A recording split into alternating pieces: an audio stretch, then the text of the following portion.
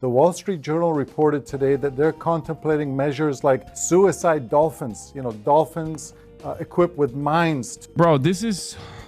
Why do they always do this? Why does a foreign policy guy, every single country that we have ever fought against, there is always a foreign policy guy that will go on mainstream news and sincerely say that they're deploying kamikaze dolphins. We did this with Russia, okay? I'm sure there's there's got to be someone who has seen this before. I can't be alone in this, right? Like in the age of loitering munitions, in the age of drone warfare, okay, both underwater and also in the air, why would anyone try to train tactical dolphins? It makes no sense. We've claimed that North Korea has done this. We've claimed that Russia has done this. I'm sure at some point they might have even claimed China has done this, okay? The irony, of course, is we have attempted this. That's not even a joke. Oh, here's Mike Benz, yeah. Annual reminder that every time we go to war, we accuse the other side of having weaponized attack dolphins. People forget how big the media surround sound was on the threat of Russian militarized dolphins above, NPR and NBC, below, Politico, Newsweek, The Guardian, USA Today. Russia boosts dolphin patrols to protect Crimea naval base. Russia deploys combat dolphins to Black Sea frontline. Combat dolphins everywhere. It's so stupid, and I don't know why they do it. The U.S. intelligence community has now spread the story in different years that Russia, China, and Iran use dolphins for suicide missions. Always the same script. Only the name of country changes. For the Hollywood-addled brain of the American public, maybe a good script. What do I know? I don't know why they do this. I genuinely don't understand why they do this. Because, for the record, we have tried it, and it's failed, okay? America sincerely tried to do this, okay? Military marine mammal has been trained by the United States. Examples include bottlenose dolphins, seals, sea lions, beluga whales. The United States and Soviet militaries have trained and employed oceanic dolphins for various uses. Yeah, Ukrainian Navy dolphins, U.S. trained dolphins and sea lions under the U.S. Navy Marine Mammal Program, which is based in San Diego, California. This is a real thing. Has tried to deploy these dolphins, beluga whales, and things like that for military purpose. It doesn't make any sense. I don't understand it. I don't know why they keep saying that this is the case, because it's so not cost effective. It's so stupid. We already have the Orca program in the United States of America. We already have underwater unmanned drones that we have developed and are utilizing. So does Iran. Iran has torpedo-style drones that they can deploy and have deployed. There is no use or need for an unbelievably costly endeavor such as this one with zero upside and no guarantees whatsoever. Kamikaze dolphins. The Persians want to strap mines to dolphins to weaponize the strait. Don't tell PETA. It's just so stupid. Like, there's no guarantee that a dolphin is going to listen to the commands, okay? Oh my God, yeah. Okay, I got you. I'm going to show you Chuck Park. Chuck Park is a lot of Hassan Abihead's work on his campaign. If I didn't show you this, he would explode, okay? So I have to show you this. Here's Chuck Park getting arrested, being taken to One Police Plaza. He's a progressive running for Congress in New York 6, okay? We can't take it anymore. We gotta tax the rich. Billionaires are part of democracy, man. We gotta tax the rich. Working people in Queens, we gotta fight back. They represent the police side of Haymarket? Yes, that's handsome Chuck Park. Don't you feel like this getting arrested has become such obvious political theater lately? No. I mean, everything, by that estimation, everything is performance. Like, okay, yeah, you're doing a rally. That's performative, okay? Like, what are you talking about? Are you getting arrested? Yeah, every speech is a performance, okay? Okay, let's continue.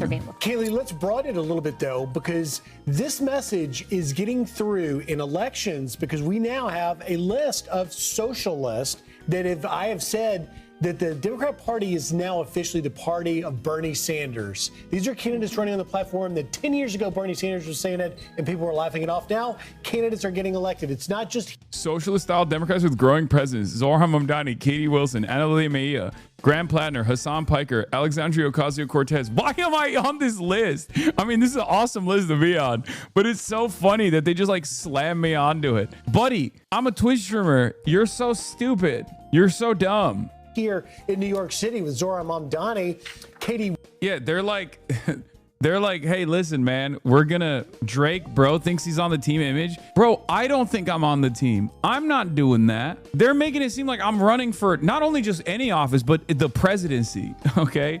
They're like, oh, this is Hassan Piker, this dangerous socialist. He's gonna be president one day. It's like, no, I don't plan to do any of these things. Okay. I am a fucking Twitch streamer who just pussy. Okay. What does that mean? Do you want me to run for president? Is that why you're calling me a pussy? Is that what it is?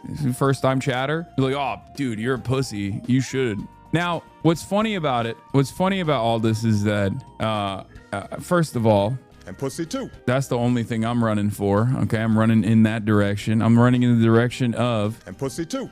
That's right. But also, these guys are so funny. All my haters are so funny. They're like, bro, you never go outside. You never put yourself out there. Now I'm putting myself out there, and these guys are up my ass. And then they're like, oh, you're a pussy. It's like, buddy, you lose your mind when there's like a second of attention on you. Like if this community were to figure out what your other social media accounts look like, and then they start, yelling at you about your perspective for even like approximately 30 seconds, where you lose like a fraction of your anonymity, you genuinely lose your mind. You freak the fuck out. I have to exist under this microscope on a daily basis, Wilson out in Seattle, and Lilia Mejia in New Jersey, who won Mikey Sherrill's seat. She was a moderate, and Mejia is now possibly the most liberal far-left member of Congress. And then, of course, you've got the oysterman, Graham Plattner, who's a neophyte politician that has a Nazi tattoo and wants to abolish ICE. Hassan Piker, that's been driving it, getting more and more traction with young people. And of course, AOC, that if you think about it, AOC was really kind of the first major win, if you will, for Sanders taking over the Democrat Party. That's right. And Rachel makes a great point in saying if you're not teaching your children about this, someone is. You brought up the fantastic point today that preschools are teaching about social justice. I started thinking about my 3-year-old who can barely put a sentence together. And thank God his school doesn't engage in this activity, but there are schools that are. It's wild. That's what they do in Cuba. Yeah. My 3-year-old came out and said, Mommy, isn't sharing caring? And I said to my 3-year-old, you shut your stupid mouth. What are you, a socialist? Absolutely not. I told my dumbass 3-year-old, you have to extract as much surplus labor value from the people that you hire. Otherwise, they will steal from you. It's theft. Lack of exploitation is the true theft. Thank God I shut it down real quick. Made sure that my dumbass 3-year-old knew sharing is not caring. Sharing is communism and therefore terrifying. Kaylee, that's what they do in Cuba. Exactly right. And it's so subtle. Yeah, sharing is a moral hazard. Stupid ass 3-year-old baby. Watching a pop culture series, one of these series you follow show by show. I ended up stopped watching it because midway through they were bringing these socialist ideas forward in a way that was packed. Oh my God, she's not joking. Oh my God, she's sincerely saying that right now. Oh my God, that's unbelievable. She literally is like, no, my baby is not going to share the crayons. My baby, it's not even a bit. She's unironically being like, Bluey's a fucking communist. Bluey, Bluey, it's more like ready, okay? Ready to seize the means of production. You better stop this real quick.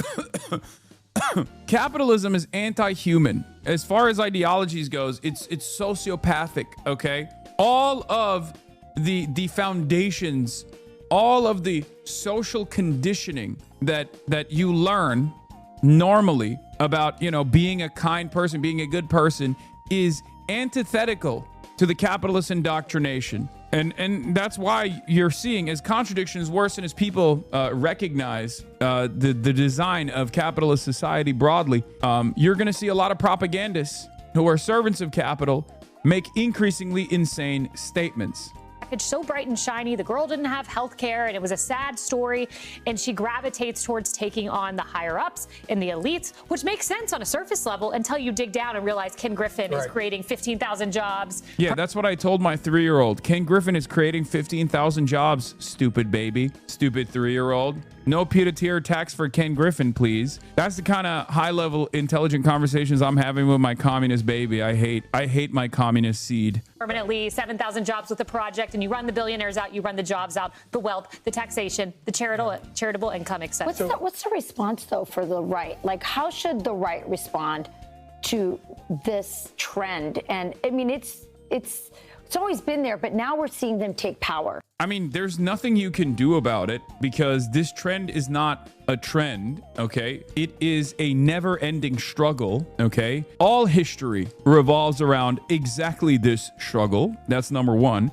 Number two, the trend that you are recognizing is just people recognizing their current class position and their current day-to-day experiences worsening year over year and deciding to look for alternatives that have always existed, but it's an inevitability. The only time where this movement, this kind of movement, has been successfully tampered, successfully suppressed is both militarily through increasingly fascistic, increasingly authoritarian initiatives implemented not just in Nazi Germany or fascist Italy, by the way, certainly in the United States of America as well, under the guise of, liberalism, even though, as we already discussed, Haymarket affair is one great example of this. And there's a million other examples, but also it's been successfully suppressed by way of the welfare state. The welfare state has given a lifeline to liberal capitalism. And because of the unlimited greed of capital, they've forgotten that if you don't give any amenities to your industrialized labor class, if you constantly take away their well-paying jobs, if you take more and more of their productive output because there's diminishing there are diminishing profits no matter what due to technological expansion, and the appetite for more profit seeking never goes away. So you just end up suppressing your labor force because labor is the most malleable aspect of production. The gig economy is the only viable option for many American workers at this point. And when that's their reality and rent keeps going up, when there's an inflation crisis taking shape, accelerated due to the foreign interventions that our unbelievably violent government engages in, and an energy crisis that now is taking shape that's impacting America as well, all of a sudden, people are going to say, all right, well, we need something else. You're forcing their hand in many respects. You're forcing their hand into looking for different alternatives and finding out that those alternatives have always existed and perhaps even existed here in the United States of America before they were militarily suppressed. The Haymarket Memorial is the smallest statue on the side of a busy street that didn't go up until 2004. The plaques on it from all around the world kind of fucked me up. The rest of the world genuinely cares about it more than anyone around here, right? Site of the Haymarket tragedy. On the evening of May 4th, 1886, a tragedy of international significance unfolded in the site in Chicago's Haymarket Produce District. An outdoor meeting had been hastily organized by anarchist activists to protest the violent death of workers during a labor lockout the previous day in another area of the city. Spectators gathered in the streets as speakers addressed political, social, and labor issues from atop a wagon that stood at the location of this monument. When approximately 175 policemen approached with an order to disperse the meeting, a dynamite bomb was thrown into their ranks. And you have the Iraqi trade unionists commemorating it, okay?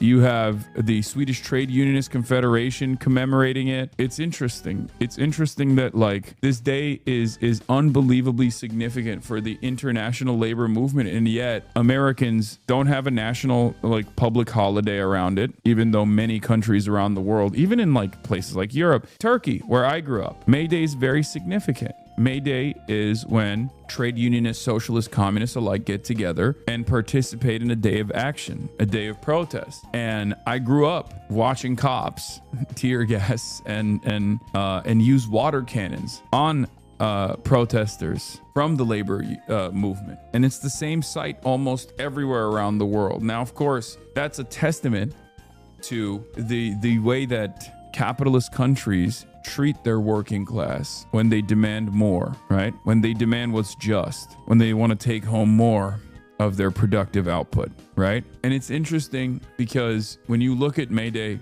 celebrations in countries run by communist governments, for example, it's very different. In Cuba, it's a day of celebration. Mass movement, mass mobilization took place in Cuba yesterday. Same with China. In places, in places that at least cherish a socialist history, the more labor protections these countries have, or the more they cherish this revolutionary history, the less resistance there is from the police.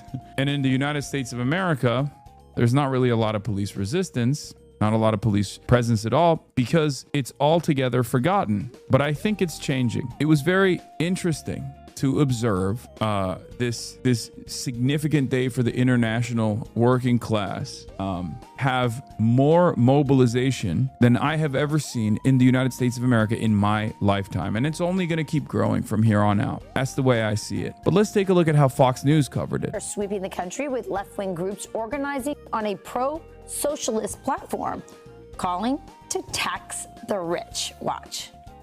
The idea that my politics are too radical, I find somewhat laughable. It's not surprising that the Republican Party is going to attack me with that. I mean, these are a lot of people who've never worked a day in their lives. And if they have, it certainly hasn't been with their hands. I think the claims that millionaires are going to leave our state are like super overblown. And if, you know, the ones that leave, like, bye. The reasoning has always been from centrist Democrats claiming that people like AOC, people like Zohran Mamdani, people like Ilhan Omar, Rashida Tlaib can only win in deep blue areas. Deep blue areas where the electorate resembles a genderqueer English major that is getting an education in a liberal arts college with 150 other people. Okay, that's not the case. Some blue cities like Chicago are even disrupting schools to drive student participation, letting them skip. They put Father Jihad on there. I mean, you're dead ass on the news regularly. How's that feel? Feels weird. Feels very strange. I don't like to be perceived like this. I like to control who perceives me. Things were a lot better when it was just us in here. You know what I mean? Nowadays, the Hassan Eclipse Industrial Complex, as the chatter just pointed out, has moved to mainstream media. They are my clippers. The drama farmers on the independent side of YouTube have nothing on Fox News at this point. They're in here all day, every day. Oh my God, look at this. Virtually every single outlet has written a piece. New York Post has, oh, Jesus Christ. Post has two articles. Socialism, Mamdani's alma mater. Less than a third of New York City's Jewish voters think Mamdani's doing a good job. Jesus Christ, dude. David Marcus. Rise of Marxism is a hydra Democrats created but can't control. Fox News. Los Angeles Times. Camera. Normalizing Assam Pakistan extremism. Camera is a Israeli operation, by the way. The Committee for Accuracy in Middle East Reporting and Analysis is a major pro-Israel media watchdog. Yeah, it's literally an Israeli agent. New York Sun, National Review, Times of Israel. The fuck Times of Israel got to do with me? I hope the chatter that made this site got some free merch or something. Whatever the chatter wants. In any case, let's get back to it. That's the Chicago Teachers Union declaring it a day of civic action. And as the labor movement continues gaining traction with young people embracing a pro-socialist platform, one protester doesn't even know what he's rallying behind. Watch. Here you got the Party for Socialism. You believe in socialism? Not necessarily. Kind of. You know what socialism is?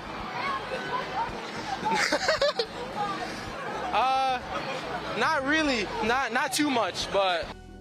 Bro, that's a kid. That's a child. You're putting a microphone on a child. He'll learn. Leave the child alone. He's like 14 years old, man. Yeah. Saturday in America host Kayleigh McEnany is here now. You know, Kayleigh, I look. Who stuck the little man with that PSL poster, by the way? That's so funny. Look at this, and I really miss Charlie Kirk. Yeah. I mean, he was somebody who was on the camp. I mean, come on. We are Charlie Kirk. We carry the flame. We'll fight for the gospel. We'll honor his name. This is in the most effective way possible, which is why I think they took him out, why they executed. Bro, what are we talking about? Are we really talking about how stupid people are in any movement? Like, we're talking about the lack of knowledge amongst Americans on issues like socialism. All four of these dumbasses don't know what socialism is either. Why? Why is that? If that's the standard for intellect, I mean, which, by the way, benefits our side of the argument, let's be real. But if this idea is that if you know what socialism truly represents, then you're a truly intelligent person, then none of the 4 dickheads on this panel actually meet that standard at all. And most Americans don't either. Most Americans are unbelievably propagandized against what socialism is. They're lied to about what socialism represents. They're told that it's a terrifying prospect. They're told it's a bad thing. Most Americans don't know why it's a bad thing, right? At least that guy is somewhat curious. I will take intellectual curiosity instead of shutting off this alternative mode of organizing the economy. Curiosity towards socialism is infinitely better than assuming you know what socialism is and you hate it, especially when you're a working class individual. Anyway. He was effective in pushing back on what the left has been trying to do. They've had a captive audience for decades with indoctrination. And Charlie and Turning Point were providing that answer on campus, weren't they? Yeah, and Charlie... Well, Turning Point USA still exists, so why are you shitting on Erica Kirk? Are you saying that currently Erica Kirk is not carrying the flame? We are Charlie Kirk. Like, I don't understand. Is that the frustration here? Because I feel like Erica Kirky is carrying the flame. It's not like Charlie was like the most competent individual either, you know? He got carried a lot. He got carried by massive Republican mega donors, you know, titans of industry. He also got carried by the TikTok algorithm when the Chinese Communist Party was like terrified of TikTok being blocked in the country. So they were like, oh, we'll lean into this Trump shit, you know, which I guess gave him a stay of execution. And then they inevitably ended up giving TikTok to Americans anyway.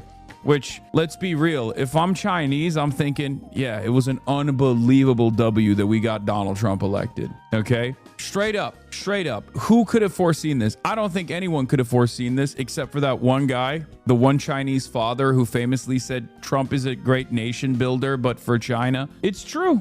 He is. He has done tremendous damage to American empire, right? He has proven the acceleration is right. He's still doing that. Stay of execution is a wild Freudian slip. Wait, what do you mean? No, it's true. A stay of execution for TikTok. It came because TikTok did everything in its power to open up the algorithmic faucet in the direction of Donald Trump, and the guy who took advantage of that most was Charlie Kirk. Understood that while this is a failed ideology, it's also a potent one. Yes. And it's one that has to be countered. I mean, I've heard others say, oh, Zoran Mamdani, Katie Wilson laughing this off. It's socialist. It's just deep blue jurisdictions. No, this has an appeal to young people who feel otherwise maybe displaced or economically disadvantaged. And this is why it's so important to teach this. My mom said back when I was in school, they taught about the ills of socialism. Now we let kids skip school to protest essentially on behalf of socialism. Boy, how we've changed. And it's insidious when 68% of the Democratic Party says this is... Yeah. Okay. May Day is an international public holiday. In most countries, it's a national holiday. It's a public holiday. Okay. Who cares if they skip school to go and protest? Like, no, May 1st is not a holiday in the United States of America. It's like, it's not even discussed in the United States of America. This is the first time. This is one of the first years in like the last couple of decades where May Day has had some kind of significance. A positive ideology. It's an ideology that's been tested. It's not some faculty idea. It's one that's been tested in practice and failed every time it's been tried. I'm always reminded of one of my very favorite sayings, which is when the pupil is ready, the teacher will be there, which is kind of what you're always talking about. The fact that, you know, once the mind of a young person is opened up to something, if you're not there to teach them the right thing. I still don't know what May Day is. I'm 17, so this is probably why. Chatter, May Day is the International Workers' Day, okay? It's a national holiday in most countries around the world, with the even in Europe, usually. There's a lot of protests and a lot of demonstrations that take place on May 1st, okay? May 1st is the day that we're talking about, and it is to commemorate the Haymarket Affair in Chicago. Ironically enough, it is actually the International Workers movement cherishing the American workers movement and remembering the Haymarket Massacre as well. And yet in the United States of America, we don't even think about it, and we have a separate Labor Day. I believe, what do you mean even in Europe? I mean, come on, Europe is also a capitalist social democracy, right? Like, that's why I'm saying even in Europe, because it's expected for nations of the periphery to have some kind of remembrance for, any kind of revolutionary holiday, because this is what it is. The only revolutionary holiday that Americans actually celebrate, ironically enough, is International Women's Day, which is another communist holiday. Once again, literally a fucking communist holiday. And Americans, of course, don't ever mention that part because it doesn't suit America's propaganda purposes. Here it is, by the way. This is,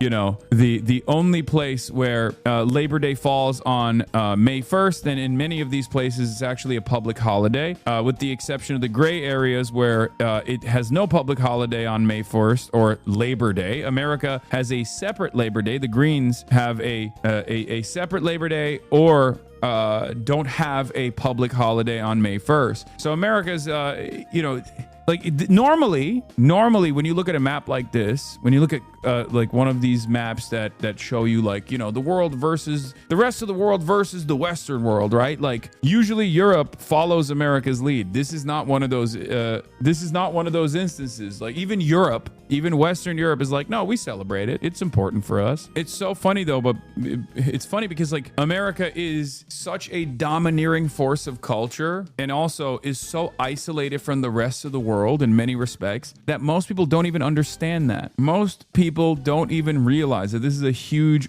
deal around the world, right? But it doesn't even fucking matter. It doesn't even matter because we don't celebrate it, so it must not exist. Well, it's the rest of the world that's celebrating it on our behalf, ironically enough. So yeah, there's a reason for it. So I don't fault you for not knowing what May Day is, chatter. If you're an American, of course you're not going to know what it is. That's the whole point. Fetterman trash and protests on Fox. Yeah. My commentary on John Fetty turned into a thread by a Manhattan Institute guy who was like, he's being ableist to John Fetterman. It's unbelievable. Oh, my stars and garters. It was very funny.